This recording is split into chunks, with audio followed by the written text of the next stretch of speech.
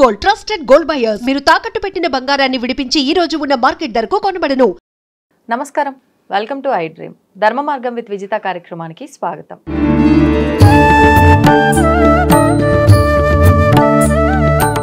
నమస్కారం అండి. శ్రీ మహాగణాధిపతయే నమః. శివాయ గురవే నమః. అయితే కార్తీక మాసంలో విశేషంగా మనం శివుడికి ఆరాధిస్తుంటాము, విష్ణుమూర్తికి ఆరాధిస్తాం. కానీ శివుడి విషయానికి వచ్చేసరికి అభిషేక ప్రియుడు అని మనందరికీ తెలిసిందే. రకరకాల ద్రవ్యాలతో అభిషేకం చేస్తుంటారు, ఎవరి కామ్యాలను బట్టి వారు. అసలు నిజంగా ఈ అభిషేకాలు ఎందుకని శివుడికి ప్రత్యేకించి ఇంత ప్రీతికరము, మరి ఎటువంటి ద్రవ్యాలతో చేస్తే ఎటువంటి ఫలితం వస్తుంది, కంప్లీట్ గా మనం అభిషేకాల గురించే మాట్లాడుకుందామండి. తప్పకుండా. అభిషేక ప్రియ శివ, ఇది లోకంలో అందరికీ తెలిసిన విషయమే. అవును. విశేషించి కార్తీక మాసానికి వచ్చేసరికి ఎందుకు ఈ ప్రాధాన్యత అంటే, తులారాశిలో రవి ఉన్నప్పుడు వచ్చేటటువంటి ఫలితాల గురించి కార్తీక పురాణం చాలా విశేషంగా చెప్పింది. అందులో ఈ మాసంలో ఎవరైనా గనక శివారాధన గనక చేసినట్లయితే సంవత్సరం అంతా కూడా శుభ ఫలితాలు కలుగుతాయి అనే విషయాన్ని చెప్పబడింది. శివారాధనని ఎప్పుడు చేయమంది ధర్మశాస్త్రం. ఒక్కసారి చేస్తే సరిపోతుందనో లేదా ఇంకో పర్వదినంలో చేస్తే మంచిదనో అనడానికి లేదు. ఆయన్ని నిరంతరం సేవించమంది. భూమి మీద పుట్టినటువంటి ప్రతి మానవుడు ప్రతిరోజు కూడా శివారాధన చేయాలి అని చెప్పింది. రావణ బ్రహ్మ అంతటి వాడు కూడా ప్రతిరోజు శివారాధన చేసేవాడు. ఆయన ఎటువంటి శివారాధన చేసేవాడు అంటే, తెల్లవారుజామున లేచి ముందు వెళ్ళి సముద్ర స్నానం చేసి వచ్చేవాడు ప్రతినిత్యం. అది ప్రతిరోజు కూడా. అది ఎంత శక్తివంతమైనటువంటిది అంటే, ఇందాక మనం కార్తీక స్నానం గురించి మాట్లాడుకున్నాం. కార్తీక స్నానం ఎంత గొప్పదో సముద్ర స్నానం అంత గొప్పది. ఆకామావై అని కార్తీక పౌర్ణమి, ఆషాఢ పౌర్ణమి, మాఘ పౌర్ణమి, వైశాఖ పౌర్ణమి తప్పకుండా సముద్ర స్నానాలు చేసేవారు ఇది వరకు. అటువంటి సముద్ర స్నానం వల్ల సమస్త పాపాలు పోతాయి. రావణాసురుడు ప్రతినిత్యము సముద్ర స్నానం చేసేవాడు. చేసి ఆ బయట ఉన్నటువంటి ఇసుకతో సైకత శివలింగములను చేసి వాటికి పూజ చేస్తూ ఉండేవారు. అటువంటి గొప్ప శివారాధన చేయడం వల్ల కైలాసాన్ని ఎత్తగలిగేటటువంటి శక్తిని పొందారు ఆయన. ప్రతిరోజు శివారాధన చేసేటటువంటి వారికి ఈశ్వరుడు కరతలామలకంగా ఉంటారట. ఆయన ఇవ్వలేనటువంటిది ఏదీ లేదు. ఆయన ఎప్పుడు పిలిస్తే అప్పుడు పలుకుతారట. అందుకని ఒక చెంబుడు నీళ్లు మనంతట మనం తీసుకెళ్లి పోసిన, ఒక బిల్వపు ఒక చిన్న బిల్వదళం, ఒక మారేడు ఆకు సమర్పించినా సరే, ఒక ఆకుని తీసుకొని అట్లా స్వామివారి మీద వేసినా సరే, మనకు తెలుసో తెలియకో వేసినా సరే, అది అత్యద్భుతమైనటువంటి ఫలితాలను ఇస్తుంది అని చెప్పారు. అది విశేషించి కార్తీక మాసం. కార్తీక మాసంలో ఎక్కువగా మనం అభిషేకాదులు నిర్వహిస్తాం. అందుకని కార్తీకం అనేటటువంటి శబ్దానికి కృత్తికా నక్షత్రానికి పౌర్ణమి రావడం వల్ల ఈ పేరు వచ్చింది. కానీ తులారాశిలో సూర్యుడు ఉండడం వల్ల ధర్మశాస్త్రం ఈ ఆరాధనలన్నీ మనకి పెట్టింది. ఇది జ్యోతిష్యపరంగా. ఇక వైద్యపరంగా మనం ఇందాక చెప్పుకున్నాం. ఇక విజ్ఞానపరంగా ఎవరు పంచామృతాలతో శివారాధన చేస్తున్నారో, పంచామృతాలు మనం అన్ని పూజల్లోనూ వాడతాం. పాలు, పెరుగు, నెయ్యి, తేనె, పంచదార లేదా చక్కెర, మనం అంటే ఇది పటికి బెల్లం పొడి వాడుతూ ఉంటారు. అంటే పంచదార ఇవాళ కొద్దిగా ఇబ్బంది అవుతున్నటువంటి దృష్టిలో పటికి బెల్లం పొడి స్వామికి అభిషేకం చేస్తారు. అంటే చెరుకు నుంచి వచ్చినటువంటి ద్రవ్యం కాబట్టి పాలతో చేస్తే ముందు సంపూర్ణమైనటువంటి ఆయుష్ కలుగుతుందని చెప్పారు. విడిగా పాలతో. పంచామృతాలు కలిపి చేయకూడదు స్వామికి, విడివిడిగా చేస్తే ఫలితం ఎక్కువ అని చెప్పాడు. చెయ్యకూడదు అనడానికి ఏం లేదు, కలిపి కూడా చేయవచ్చు. కానీ విడివిడిగా ఒక 5 పాత్రల్లో పెట్టుకొని పాలు విడిగా, పెరుగు విడిగా అట్లా గనక చేస్తే అత్యద్భుతమైన ఫలితాలు వస్తాయని చెప్పారు. అందుకని పాలతో కనుక చేసినట్లయితే ఆయుష్ పెరుగుతుంది అని చెప్పారు. అందుకని ఏదున్నా లేకపోయినా పాలు ఉండాలి అభిషేకానికి. ఇప్పుడు ఒక డౌట్ అండి, ఇంట్లో ఒక్కరు మాత్రమే ఎక్కువగా విశేషంగా పాల్గొంటారు నిత్యం చేయాలనుకుంటే కార్తీక, ఇంటిలి పాదికి వర్తిస్తుందా ఇది? తప్పకుండా వర్తిస్తుంది. ఎందుకనంటే మనం అందరం ఎప్పుడు సంకల్పం చెప్పినా సహకుటుంబస్య అంటూ ఉంటాం. అందుకని ఏంటంటే ఎవ్వరు ఆరాధనను చేయనివ్వండి, దాని తాలూకు ఫలితం అందరికీ వస్తుంది. ఇవాళ గోత్రనామాలు చెప్తే వస్తుందనో చెప్పకపోతే రాదనో మాట కూడా లేదు. మనం వెళ్ళి మన ద్రవ్యం పడినా, మన వస్తువు అక్కడికి చేరినా, ఏ కొంత సేవ శివాలయానికి జరిగినా మనకి ఈశ్వరుడు ఇచ్చేటువంటి ఫలితం అనంతమైనటువంటి. అందుకని మీకు కపోత సూక్తం అని ఒకటి ప్రత్యేకంగా చెప్తారు. ఒక ఒక పావురము ఒక శివాలయంలో ఉన్నటువంటి యొక్క బూజుని దులపడం వల్ల దానికి ఒక ప్రత్యేకమైనటువంటి జన్మ వచ్చింది. దానికి తెలియకుండానే అది ఎగురుతూ దులిపింది. అదేమి శుభ్రం చేయాలని చేయలే. అది ఏం చేసిందంటే ఆ పైన చూరిలో వాలి ఆ శివాలయానికి ఉన్నటువంటి యొక్క బూజు చివరి మూలల్లో పట్టుకుంది కదా, ఎగురుతూ దాన్ని ఇట్లా శుభ్రం చేసి వెళ్ళిపోయిందట. వెంటనే దాని ఖాతాలో పుణ్యం వేశారట. అట్లాగే ఒక ఆ వేటగాడు ఆటవికుడు, వాడి పని ఏంటి? వేటాడుకోవడం, తినడం, పడుకోవడం. వాడికి రెండే పనులు. వాడు ఆ రోజంతా చూస్తూ ఉన్నట్ట. పొద్దున్న నుంచి సాయంత్రం వరకు ఒక్క జంతువు కూడా వాడికి వేటకి రాలేదు. వాడు అలాగే చూస్తూ కూర్చున్నాడు. ఓహో, నేను ఇట్లా కింద తిరుగుతుంటే రాదేమో అని పైన కూర్చున్నాడు. పైన కూర్చొని వాడు ఏం చేస్తున్నాడు? కూర్చున్నాడు. కాసేపటికి ఏదో ఒకటి చేయాలనిపిస్తుంటది మనకి. ఆ చెట్టు ఆకులన్నీ గిల్లుతున్నాడు వాడు. గిల్లుతూ అక్కడే కూర్చున్నాడు వాడు. ఇక కొంతసేపటికి వాడు ఏం చేశాడంటే ఏది రాక ఏది చూడక ఇక తిండి లేక నీరసం వచ్చిపోయి కింద పడిపోయినట్టు వాడు. చెట్టు మీద నుంచి పడిపోతే కింద ఉన్నటువంటి రాయి కొట్టుకొని అక్కడే మరణించేశాడు వాడు. మరణిస్తే వెంటనే శివభటులు వచ్చి వాడిని తీసుకొని వెళ్ళిపోతున్నారు. శివభటులు వచ్చి తీసుకెళ్ళిపోతున్నాడు. వాడు లేచి వాడు ఆశ్చర్యపోతున్నాడు. అసలు నేను సహజంగా ఆటవికుడిని, నేను చేసినవన్నీ మహాపాపాలు, నన్ను వీళ్ళు తీసుకెళ్తున్నారేంటి అని అడిగారు. అయ్యా, మిమ్మల్ని కైలాసం తీసుకురమ్మన్నారు అన్నారు. అయ్యా, నేనా ఆటవికుడిని కదా, నన్ను మీరు ఎందుకు తీసుకెళ్తున్నారని అడిగారు. ఒరే, ఇవాళ కార్తీక సోమవారం, నువ్వు ఎక్కింది మారేడు చెట్టు, పొద్దున్న నుంచి సాయంత్రం దాకా రాత్రి దాకా ఉపవాసం ఉన్నావు. నువ్వు ఆకులు గిల్లి కింద వేయడం వల్ల కింద ఉన్న శివలింగం మీద మారేడు దళాలు పడుతూనే ఉన్నాయి. అందుకని నువ్వు ఈ మొత్తం జన్మంతా ఎంతో పాపం చేసిన ఈ కార్తీక సోమవారం నాడు నువ్వు ఉదయం నుంచి రాత్రి దాకా ఉపవాసం ఉండడం ఒకటి, అది నీ ప్రయత్నం ఏం లేదు, కానీ నువ్వు ఉన్నావు. ప్రకృతి నీకు అట్లా చేసింది, ఉన్నావు. నువ్వేదో చెట్టు ఎక్కావు, అది మారేడు చెట్టు అయింది. నువ్వేదో ఏం తోచక ఆకులు గిల్లావు, అది మారేడు దళమైంది. నువ్వు కిందకి పడేసావు, అది శివలింగం అయింది. నీ పాపం అంతా నీకు తెలియకుండానే పోయింది.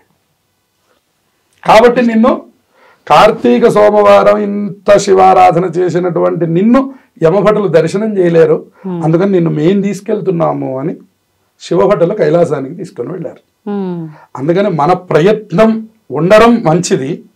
ప్రయత్నం లేకపోయినా కూడా కొన్ని మంచి పనులు జరిగితే, మన ప్రయత్నంతో కూడి మనం ఏదైనా ఒక అభిషేకం చేసుకోగలిగితే, మన ప్రయత్నం వల్ల పాలతో చేసి, పెరుగుతో చేసి, నెయ్యితో చేసి, తేనెతో చేసి, ఒక్కొక్క దానికి ఒక్కొక్క ఫలితం. పాలతో చేస్తే ఆయుష్ కలుగుతుంది, పెరుగుతో చేస్తే సంపద కలుగుతుంది, ఆ నెయ్యితో చేస్తే అహంకారం తొలగిపోతుంది, అలాగే మనకి తేనెతో చేయడం వల్ల ఆయుర్వృద్ధి కలుగుతుంది.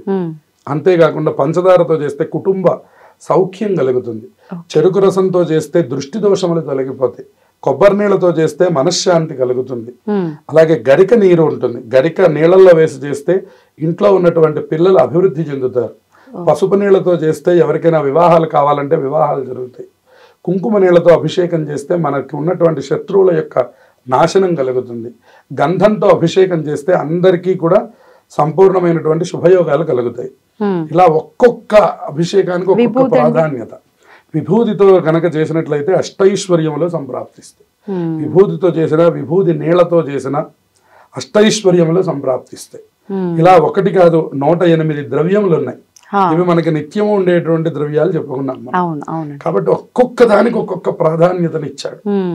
ఏ రూపంలో అయినా సరే నువ్వు శివారాధన చేయవయ్యా, నమశివాయ అనవయ్యా, శివాయ రుద్రాయ నమః అనవయ్యా, ఏదో ఒక రూపంలో ఈశ్వరుడి యొక్క నామం చెప్పిన, నిన్ను సేవింపక ఆపదల్ పొడుమని, నిత్యోత్సవం బబ్బని, జనమాతృండనని, సంసార మోహంబు పైకొనని, గ్రహగతులు కుండింపని, నువ్వు నాకు భూషణములే శ్రీకాళహస్తీశ్వర అన్నారు దూర్జటి కాళహస్తీశ్వర శతకంలో.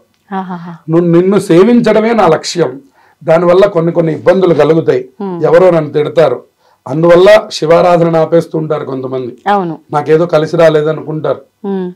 అటువంటివి కాకుండా సంపూర్ణమైనటువంటి శుభయోగాలు కలగడానికి కూడా శివారాధనే అత్యంత ముఖ్యమైనది అని చెప్పాడు. పవి పుష్పంబగు అగ్నిమంచగు నాకూపారం భూమి స్థలంబగు శత్రుండ అతిమిత్రుడవు విషము దివ్యాహారమౌ నిన్నగా అవనీ మండలి లోపలన్ శివ శివేచ్ఛాభాషలోల్లాసకిన్ శివా నీ నామము సర్వవశ్యకరము శ్రీకాళహస్తీశ్వర అన్నాడు. అద్భుతమైనటువంటి పద్యములు చెప్పాడు ధూర్జటి కాళహస్తీశ్వరుడి మీద. ఆయన ఆరాధన చేస్తే పవి పుష్పం అవుతుందట. ఎవడో బాణం వేస్తే అది పుష్పంలాగా తగులుతుందట, మనకి అగ్ని మంచి అయిపోతుందట, వేడిగా ఉన్న చోట చల్లగా తయారవుతుందట, నాకూపారం భూమి స్థలం అవుతుంది, ఏ పంట పండని చోట అద్భుతమైన పంటలు పండుతాయి. శత్రుండు అతిమిత్రుడు అంటే అసాధ్యం అనుకున్నవన్నీ సాధ్యం అవుతాయి, సమస్త శుభాలు కలుగుతాయి. శివ శివ శివ అన్న మాత్రం చేతనే, అందుకనే ఆ పేర్లు పెడుతూ ఉండేవారు పెద్దగా పూర్వంలో. శివ అంటుండేవారు. శివ ఎక్కడున్నాడు, శివ ఏం చేస్తున్నాడు అంటే కనీసం మనం ఆ మాట అనకపోయినా ఈ నామం తలుచుకున్నటువంటి మాత్రం చేతనే నీ నామము సర్వవశ్యకరమవు, నీ నామం పలికితే అన్ని వశమైపోతాయి. అందుకని కార్తీక మాసంలో మనం ఏం చేయకపోయినా కనీసం పంచాక్షరి మహామంత్రం చేసుకున్నా కూడా అద్భుతమైనటువంటి ఫలితాలని పొందుతాము. 108 ద్రవ్యాలు అభిషేక ద్రవ్యాలు చెప్పారు. అభిషేక ప్రియ శివ అన్నారు.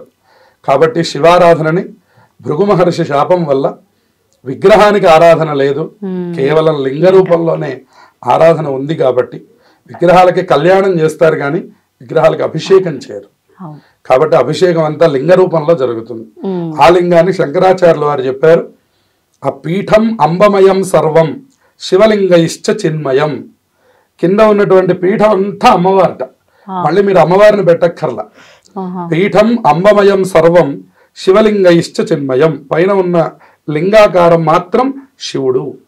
కాబట్టి వాళ్ళిద్దరూ కూడా వేదాంత డిండి మహా అన్నాడు అన్నమాట. సాకారంచ నిరాకారం నిర్గుణంచ గుణాత్మకం అన్నాడు. ఉన్నదా ఆకారం ఉందా లేదండి, అసలేం ఆకారం లేదా కాదండి, ఉందండి. అందుకని సాకారంచ నిరాకారం, సాకారము కాదు నిరాకారము కాదు, ఒక ఆకారం. నిర్గుణంచ గుణాత్మకం, పూర్తిగా గుణములు ఉన్నది కాదు, నిర్గుణమైనటువంటిది కూడా కాదు. నిర్గుణమైనటువంటిది అంటే మీరు చూడండి, ఒక చిన్న దీపాన్ని చూసి ఉపాసన చేస్తుంటారు, ఏమీ కనపడదు, ఒక్క దీపం మాత్రమే కనపడుతుంటుంది, దాన్ని నిర్గుణోపాసన అంటారు. అంటే మీకు అసలు ఏం కనపడకూడదు.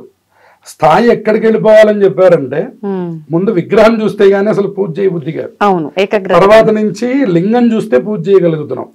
మన కాళ్ళు చేతులు ఏం కనపడపోయినా పర్వాలా, శివారాధన అంటే ఒక మెట్టు ఎక్కుతున్నాం. అక్కడి నుంచి ఎక్కడికి వెళ్ళాలంటే దీపం చూసినా కూడా మనకి దేవతలు కనపడాలి, అది మెట్లు అలా ఎక్కగలగాలి. ఆ సాధన మనకి కార్తీక మాసంలో ఇచ్చారు.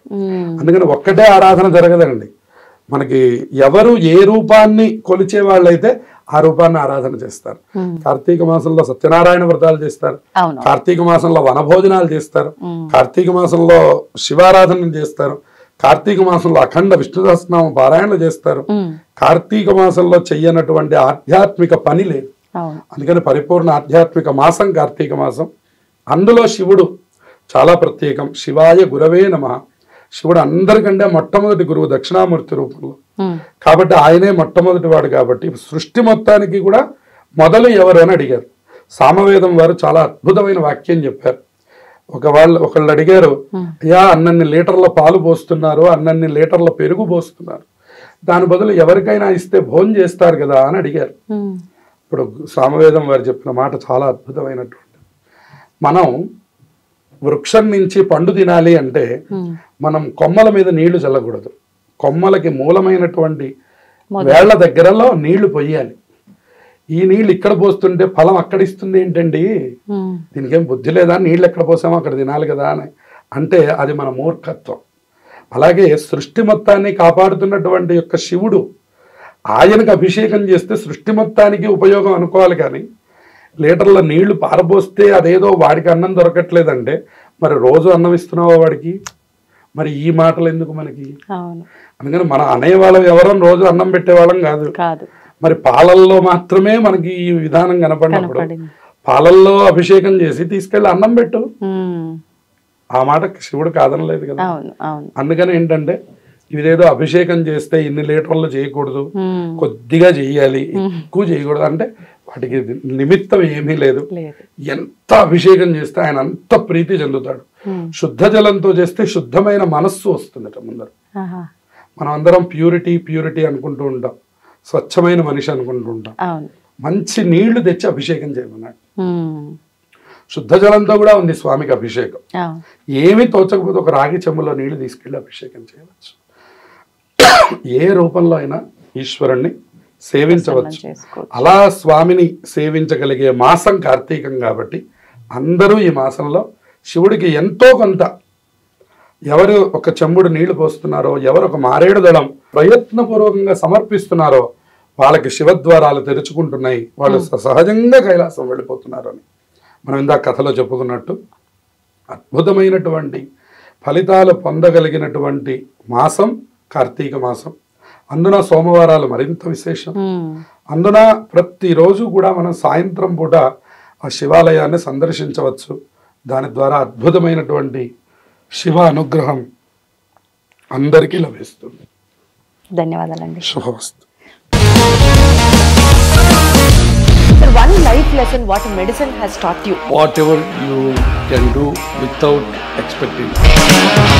బట్ ఐ రియలీ బిలీవ్ మన పాజిటివ్ యాటిట్యూడ్ ఉంటేనే మనం ఏదైనా సాధించగలం. గట్ ని మనం కరెక్ట్ గా డీల్ చేసినట్లయితే అది మనకి పాజిటివ్ హార్మోన్స్ ని రిలీజ్ చేస్తుంది. షుగర్ వచ్చిన వాళ్ళ పరిస్థితి ఏంటి? పొట్ట దగ్గర పెరిగితే దాన్ని ఆండ్రాయిడ్ అంటారు, ఆండ్రాయిడ్ ఫోన్ కాదు. అసలు థాట్స్ ఎందుకు వస్తాయి? బ్రెయిన్ డెడ్ అంటే దానికి ప్రపంచం అంతా కూడా కొన్ని నిర్దిష్టమైనటువంటి లక్షణాలు ఉన్నాయి. మానసికంగా ధైర్యంగా ఉంటే క్యాన్సర్ జయించవచ్చు. You are a doctor for a cause, sir. అంతే. వాళ్ళకి వచ్చిన ఆదాయం కాకుండా ఫ్రీ సర్వీస్ ఎంతమందికో చేస్తారు.